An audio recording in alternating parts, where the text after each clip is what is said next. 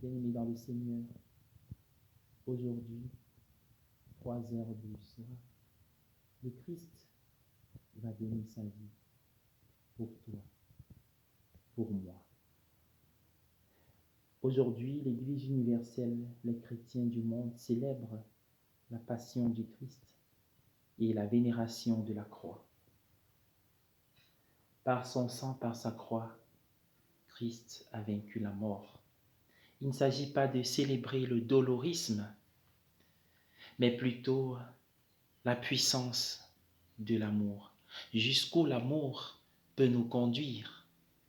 Nous avons aujourd'hui la grâce de recevoir le récit joannique, un récit merveilleux et très émouvant, où le Seigneur reste maître de la vie, non pas pour se suicider, mais plutôt pour sacrifier ce qui en nous attire vers le bas, au lieu de nous élever, afin que nous soyons divinisés. Nous découvrons dans ce récit et dans la liturgie de ce jour où il n'y a pas de célébration eucharistique, tout ce que le Christ a enduré afin de nous protéger. Nous comprenons pourquoi les premiers chrétiens ont identifié Jésus au serviteur souffrant d'Isaïe. Oui, il a supporté les douleurs et par ses meurtrissures, il nous a donné la vie.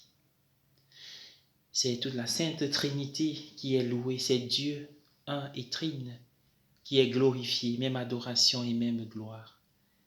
Et tout se passe dans ce récit, dans cette liturgie, comme dans un dialogue d'amour entre le Père et le Fils, cet amour qu'est l'Esprit Saint, où l'un renvoie à l'autre et vice-versa.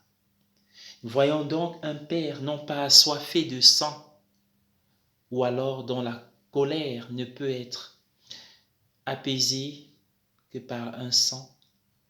Voyons plutôt un Dieu qui est assoiffé de notre salut, de voir les hommes sortis de l'ombre des ténèbres du péché pour entrer dans la lumière divine qui leur ressemble et qui leur appartient. Voyons plutôt un Dieu qui est admiratif non pas des souffrances, mais de l'obéissance de son Fils. Saint Anselme a dit, par cette passion, Dieu a rétabli la relation entre l'humanité et la divinité, ternie par le péché. C'est la puissance de l'amour qui doit nous rendre confiants en Dieu, qui sait toujours nous relever, nous élever. Lui qui s'est humanisé afin que nous soyons divinisés.